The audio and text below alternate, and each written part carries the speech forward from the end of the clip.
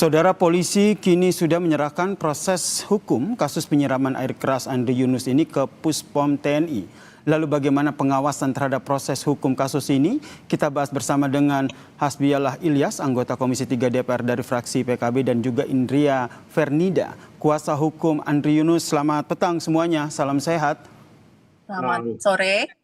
Oke, saya ke Mbak Indria dulu nih. Dalam rapat tadi, kuasa hukum nampaknya keberatan begitu. Kasusnya ini diserahkan ke Puspom TNI. Pertanyaannya, apa yang menjadi kekhawatiran dari tim kuasa hukum terhadap proses hukum yang berlangsung di Puspom TNI?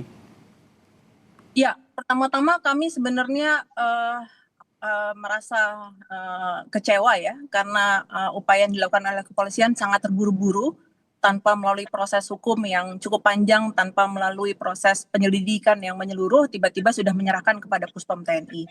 Padahal sejak awal kami meyakini ini adalah operasi intelijen, ini dilakukan oleh militer untuk sebuah tindak pidana umum. Gitu. Nah, dalam konteks ini, maka kemudian yang harus diberlakukan adalah peradilan umum. Aparat militer atau anggota BAIS yang diduga melakukan tindak kejahatan ini tidak melakukan fungsinya dalam kerja-kerja militer, sehingga yang harus dipertanggungjawabkan adalah tindak pidananya, sehingga kami mendorong ini ke proses peradilan umum. Oke, dari Komisi 3 DPR sendiri, Mas Hasbiallah, seperti apa nantinya, terutama bentuk pengawasannya, karena agar peradilan militer ini tentu bisa transparan? Kita melihat, makasih Mas. Kita melihat tadi hasil rapat dengan kawan-kawan dari Kontras dan juga dari kepolisian Polda Metro Jaya yang diwakili oleh Pak Iman, jelas bahwa ini sudah dikembalikan ke Puspom TNI. Dan kita melihat ke depan, dan prosesnya ini kan masih panjang menurut saya. Ini baru tahapan awal, dan Komisi 3 terus mengawal ini sampai selesai kasus ini, karena menurut saya ini kasus sangat biadab yang sampai mencederai anak bangsa, dan ini anak muda yang potensial, tunas-tunas bangsa yang penerus kita ke depan. Seharusnya yang seperti ini, kritikan apapun itu kita anggap sebagai masukan, bukan dipakai dengan cara-cara seperti itu. Dari Komisi 3 DPR sendiri sudah dapat informasi terbaru terkait dengan update proses pengusutan dari kasus ini? Oh iya, kita nanti dari dua belah pihak, dari kepolisian juga akan diberikan semua data-datanya ke Komisi 3, termasuk dari Kontras. Kontras tadi sudah menyampaikan di dalam rapat itu akan memberikan semua informasi yang Kontras ketahui, termasuk menurut polisi, kepolisian tadi ada sekitar 4 orang yang terlibat, bahkan menurut Kontras 16 orang. Nah, ini yang kita lihat dan kita dalami, dan kita terus awasi bagaimana jalannya proses ini gitu. Baik, saya ke Mbak Indria. Tadi disampaikan bahwa sebenarnya Kontras sendiri ataupun tim Anda sendiri menduga bahwa sebenarnya ini bukan tindakan kriminal biasa. Ada operasi intelijen yang sistematis di sana.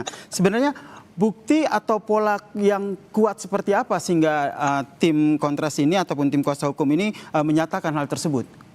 Ya, pertama penggunaan air keras ya. Menggunakan air keras sebagai alat serangan itu menunjukkan tindakan yang berbahaya dan berpotensi mematikan.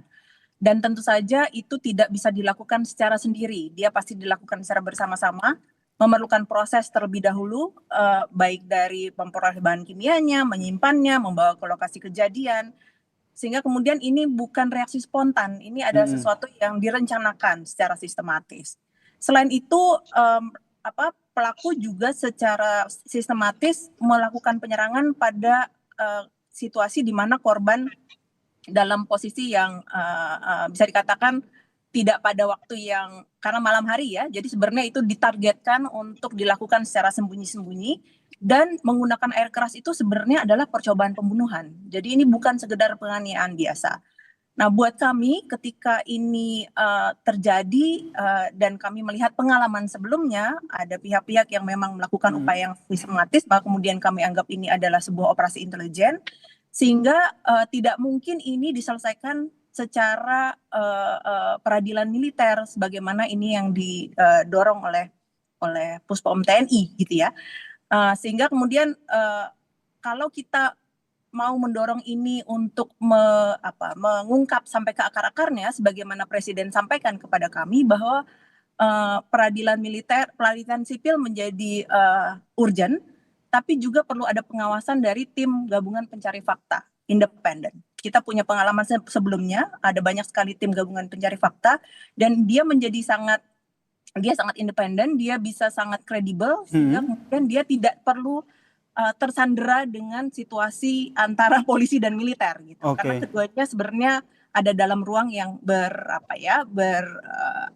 memperebutkan perkara saat ini. Sehingga akhirnya Kontras juga mendesak agar pengusutan ini tidak hanya berhenti ataupun selesai pada aktor pelakunya saja, tapi juga aktor intelektual, betul begitu? Betul, kami menolak ini dibawa dalam proses peradilan militer dilakukan oleh Puspom TNI. Kami mendorong kepolisian untuk terus bekerja, menyelidiki secara menyeluruh.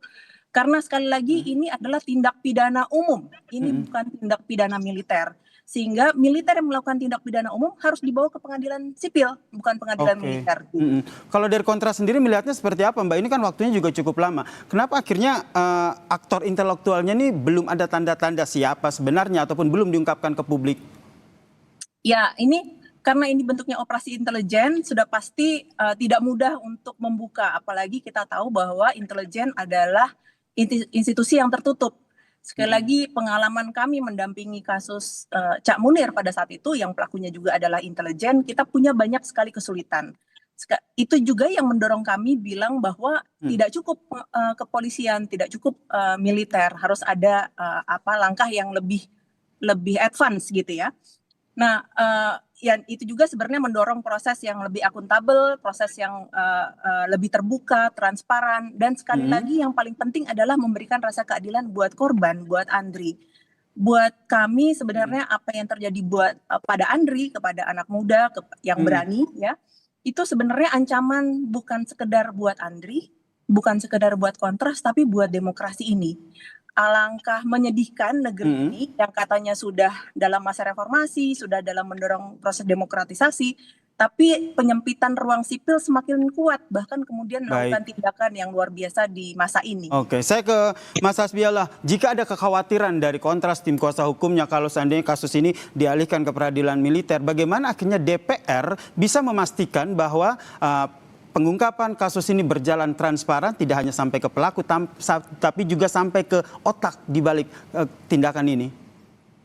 Oh iya, ini kita menurut saya kita tidak usah membicarakan dulu soal itu tahap kedua, apa nanti di pengadilan sipil atau di pengadilan militer, kita lihat nanti itu tahap kedua. Yang terpenting prosesnya ini berjalan sampai tuntas, sampai ke akar-akarnya ini harus ditemukan, dan penyebabnya juga kita harus mencari penyebabnya apa sampai terjadi seperti ini.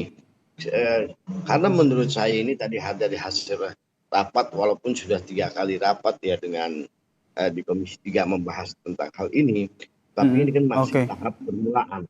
Kita akan terus mencari pengembangannya. Baik, kita nantikan seperti apa ya proses hukum yang saat ini tengah berlangsung terkait dengan kasus ini. Terima kasih Mas Hasbiallah Ilyas, anggota Komisi 3 DPR fraksi PKB, dan juga Mbak Indria Fernida, kuasa hukum dari Andri Yunus. Sehat selalu semuanya.